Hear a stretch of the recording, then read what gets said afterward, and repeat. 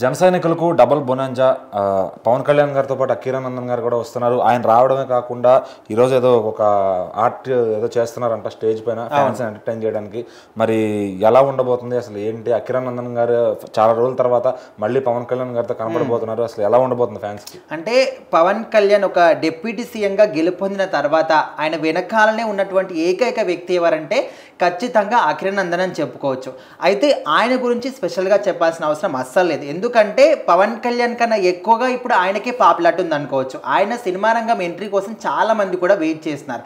అయితే ఇప్పుడు జనసేన పార్టీ స్థాపించి 11వ సంవత్సరం నుంచి 12వ సంవత్సరంలోకి అడుగు పెట్టబోతుంది. సో ఇప్పుడు రీసెంట్గానే ఆయన అక్కడ పార్టీ ఘన విజయం సాధించడం కానీ, ఇక్కడ పవన్ కళ్యాణ్ డిప్యూటీ సీఎంగా గెలుపొందడం కానీ, ఆ తర్వాత మొదటిసారి వచ్చిన ఆవిర్భావ దినోత్సవం కాబట్టి ఇప్పుడు చాలా గ్రాండ్గా చేస్తున్నారు. పిఠాపురంలో సుమారుగా 24 ఎకరాల విస్తీర్ణంలో ఈ ఏర్పాట్లు అనేవి జరిగాయి. అయితే ఈ రోజు మాత్రం అక్కడికి పవన్ కళ్యాణ్తో పాటు వాళ్ళ కొడుకు అకీరానందన్ కూడా రాబోతున్నాడు.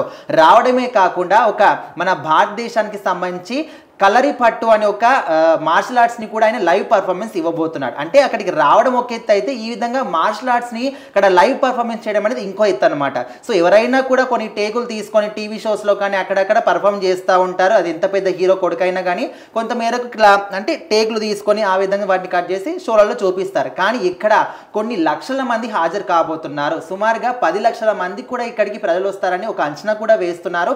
అలాంటి ఒక ప్రోగ్రాంలో ఇంతమంది ముందు మొదటిసారి అయిన పర్ఫార్మెన్స్ ఒక లైవ్ పర్ఫార్మెన్స్ ఇవ్వబోతున్నాడని తెలిసినప్పటి నుంచి కూడా జన సైనికులు ప్రతి ఒక్కరు కూడా అంటే వాళ్ళ గుండెల్లో రైళ్లు పరిగెత్తున్నాయని చెప్పుకోవచ్చు. ఎందుకంటే పవన్ కళ్యాణ్ మనము మొదటి సినిమాలో చూసింది కూడా మార్షల్ ఆర్ట్స్తోనే. సో ఇప్పుడు పవన్ కళ్యాణ్ కొడుకుని కూడా ఇంతమంది ముందులో మొదటిసారి చూడబోతున్నాం అదే మార్షల్ ఆర్ట్స్తోనే, అది కూడా మన ఇండియన్ మార్షల్ ఆర్ట్స్ అనే విధంగా చాలా మంది కూడా ఆసక్తికరంగా ఎదురు చూస్తున్నారు. ఆల్రెడీ పవన్ కళ్యాణ్ కూడా ఇక్కడ ఈ పిఠాపురానికి సంబంధించిన సభ కూడా స్టార్ట్ అయినట్టు తెలుస్తుంది. తనతో పాటు అకీరానందన్ కూడా ఉన్నట్టు తెలుస్తుంది.